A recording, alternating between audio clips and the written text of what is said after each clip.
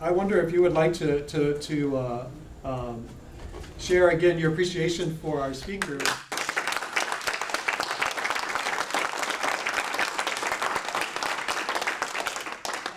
And now we have an opportunity for us to engage as a community with the speakers, and this is a time when the floor becomes open for questions and comments and ideas. So let me start in the back with the gentleman in the red shirt.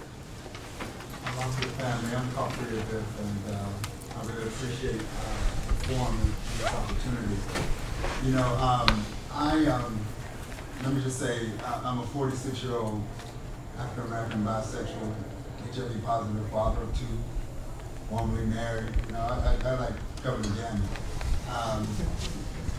But I'm a blogger with Auditorium, and I recently posted a blog about how my work and my activism, the consequences of it is this deafening silence from my family and people who I thought were my friends.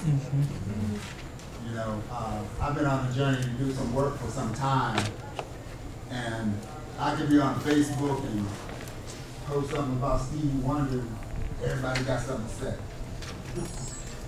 Let me post anything about HIV, and it's like, and it's interesting because it's interesting for me because I know from the work that I do, particularly with Black MSMs, that so many are hungry for God. So many are hungry for not just God, but being connected to the body of God, and can't find their place. You know, I was sitting here and I wrote down, and I'll be brief and done. I wrote down really shortly. I wrote down, grew up in the church, didn't get the message of inclusion, didn't believe the promises of God were for me. Self-hate came in. You know, all that stuff comes in.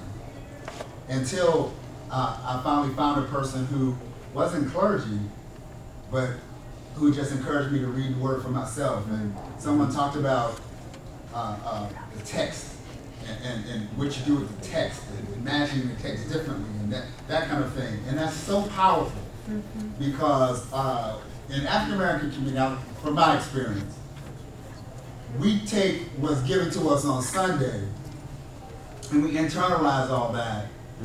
And most of us don't do any work during the week for ourselves in the Word.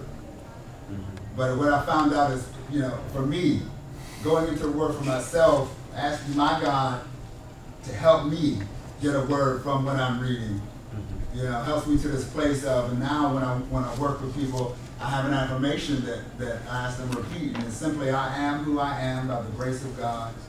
I'm not a mistake and I'm not an error, but I'm wonderfully and fearfully made in His image. And trying to get people to buy into that, and buying into, regardless of what your mother or cousin or your brother or even the pastor you grew up listening to said, that the promises of God are for all of us. Thank you. We're in the yellow, please. Thank you.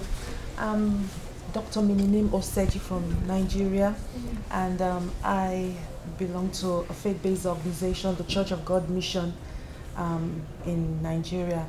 And my question is, we have been preaching abstinence until marriage for a lot of young people. Just before I left Nigeria, I addressed 400 secondary school girls, talking to them about how they need to focus on their studies, abstain until marriage, and that's one of the ways they're going to avoid getting HIV and getting unwanted pregnancy. And we also talk to couples about mutual fidelity, because in Nigeria it's very common for, even though some people may not be polygamous, but they have concubines and all that. And so the church, that is the message we preach. But I want to find out, is it possible to preach that same message to the LGBT community? For instance, how do you preach abstinence to somebody who believes in a same-gender relationship? Thank you. Who would like to take a stab? Are you ready? Oh, yes, absolutely. That's a good question. And what I think, any message that you preach has to be preached from a place of cultural competency. And so what happens is what is competent for you may not be competent from someone else. And so to preach a message to LGBT people, you have to first of all understand the context. When your relationships have not been sanctioned by society, by government, and by church, you create relationships. And they may not particularly mirror heterosexual or heteronormative relationships. That's one. You have to understand the context. That's one thing. And then two, the message, you look for the commonalities. Although you recognize that there are differences, you start off looking at the differences and recognizing that the differences, they do exist, that they are there. And then you begin to shape a culture, shape a cultural context to have a conversation, understanding that what is applicable to you may not be applicable to someone else. I have a friend, we've been friends for 20 years, well before she began a walk with Christ. And there are periods of time in our relationship where we cannot be friends, because where I am, she's not there. And when I begin to explain the intricacies of my life, she does not care to understand them, because she is shaping them from her heterosexual context. I'm not heterosexual.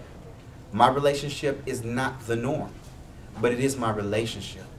And so when we begin to have conversation, abstinence is a good place to start with anyone, because abstinence, the only sure way not to become infected is to be abstinent. So that's a good place to start. But when you begin to talk about relationships and marriage dynamics and fidelity and things of that sort, that's a different conversation from a different place with a different lens that has to be looked at differently. Doesn't mean that one is better, one is worse, but different. And understand the cultural context. Quite often what we do is we take our context and we try to shift that on to other people. It's almost like the colonizers who came to Africa. They took their view of theology and brought it to Africa and forced that on African people. And so that's what we tend to do. We tend to force our theology, our theological framework, our perspective on other people without taking into context their cultural, their norms, their values. Learn what those cultures and those values and norms are, and recognize that you may never agree, but recognize that you have, if the only agreement that you have is that you can't agree, recognize the value and where other people are. So McDonald and then Bishop. Yeah, just I think to complement on what he said, every message can be applicable to both groups of society. Mutual fidelity, issues of abstinence can apply to all groups of people. The only thing that we need to be cautious of is to avoid absolute truth. Because absolute truth is what has driven the epidemic even further in our parts of the world. I said there is a desire to find a magic bullet to deal with HIV, but it doesn't work. The challenge we have is HIV interventions needs to come as a package, and they have to come as a collective because they complement on each other. Certainly, my own experience is, and the evidence we are generating in Africa today, is HIV is more visible among couples. Some of them have come from our backyards where we have taught people to live in an abstaining life for the rest of their life, and by and large, the day they get into their church-wedded bed is when they meet the virus. Where some of my friends who are in collars and me have said, go into the world, and multiply in the name of the Father, the Son, and the Holy Spirit. That's where they have gone to meet the virus, because we didn't equip people adequately. Let's give them the collective messaging and avoid absolute truth. Thank you. And Bishop Tanjojo. Let me stand up because I'm not very tall. I've taken time thinking about this. You know, the theology we have of marriage has been with us for centuries. I mean, the traditional understanding.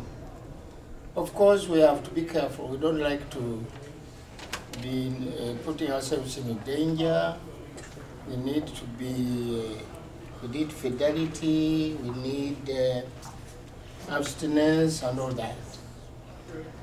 But I've been saying this over and over in my mind, that the LGBT people should sit down, some of their theologians, and work out a theology which fits the understanding of relationships. And God is willing to listen all these truths. There's nothing absolute. Thank you. Marriage was made from a human being. The rest you can feel it.